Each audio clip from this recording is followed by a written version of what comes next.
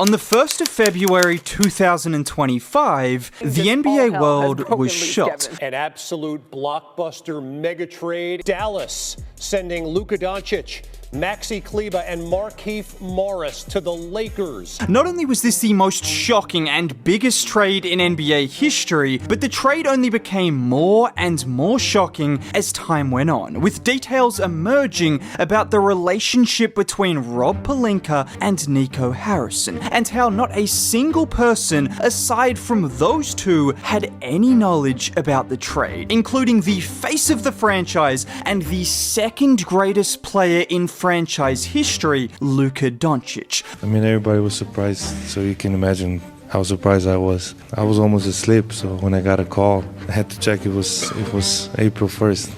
I didn't really believe it at first. Well, nearly a month after being traded, Luka Doncic just faced off against the Dallas Mavericks for the first time in his career, and the matchup did not disappoint, with Luka going off for 19, 15, and 12 in a win over the Mavericks. And from the very first possession of the game, one thing was abundantly clear. Luka Doncic was going to be aggressive, taking the first shot of the game, which didn't go too well, but if we know anything about Luka, when he has a point to prove, when he is playing with an edge, he is going to score and he is going to dominate. And we heard before the game in an article by Dave McMenamin that a beast had been awakened inside of him after leaks from the Mavs disparaging his weight and conditioning were released. And this is what was so insane about the Luka trade. Not only did they go behind Luka's back, but the public smear campaign that followed from the Mavericks, with articles being leaked about his conditioning, about his work ethic, about his eating habits, about how he might not re-sign with Dallas in 2025, you expect to see these kind of articles when a player requests a trade, but a player who was absolutely loved by not just Mavericks fans, but most NBA fans in general, and for them to not only trade him,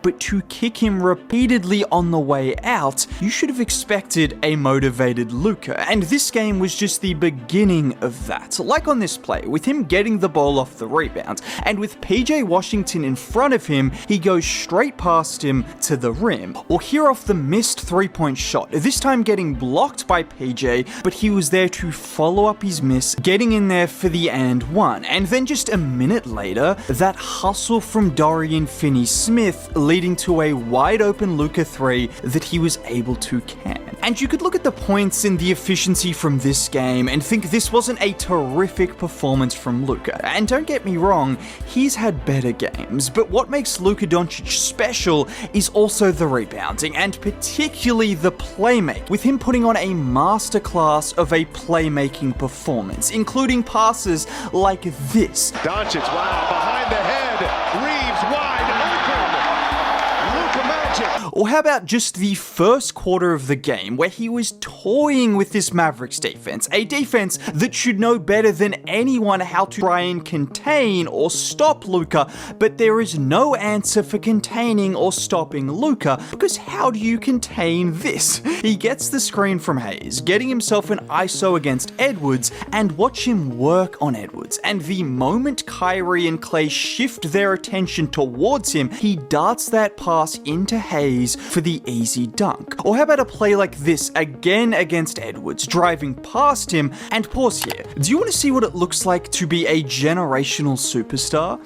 1, 2, 3 defenders within 2 feet of him, and then Christie and Kyrie also having eyes on him, which allows Luka to fool them all with a pass fake before finding Reeves wide open for 3. That is Austin Reeves, who has been playing like an all-star for the last 3 months, a 20-7 guy being left wide open because the defense was so concerned about Luka Doncic. And finally, this play from the first quarter, this time against Christie. Once again, he creates that that initial separation, and once again, one defender, two defenders, three defenders all trying to stop Luka, which leaves Rui wide open, and Luka is so skilled that he makes such a difficult pass look easy. All of that happened in just the first quarter of this game. It's the reason Dorian Finney-Smith had this quote earlier this week, and he is completely right, because who else is creating shots like this? And I mentioned the edge, but this is what has been different about Luka these last two games. After being traded to LA, Luka struggled to adjust, averaging under 15 points a game, just 5 assists, and shooting abysmally from the field for his first 3 games. But JJ Redick said something to him before the game against Denver. I told him this morning that I want at least one blackout episode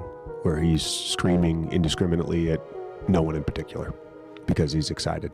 Like, that means he's back. And we saw that in the game against Denver, with him walking into the arena of one of the hottest teams in the league, and a team who had won 8 straight games against LA, and coming out on top with a 32-point, 10 rebounds, 7 assist performance. So you can imagine, if he had that level of energy against the Nuggets, that was going to a different level against the Mavs. And I want to talk more about the playmaking, because it wasn't his best scoring night, as I mentioned, but this is the impact you get when you trade for Luka Doncic. It's the reason we called you a fool, Nico Harrison, because do you see what this man can do with a basketball? And sure, you held him to 19 points because you sold out on every single player around him to stop him from scoring, but in doing so, he found all of those players for wide open look after wide open look after wide open look, not just in the half court, but in transition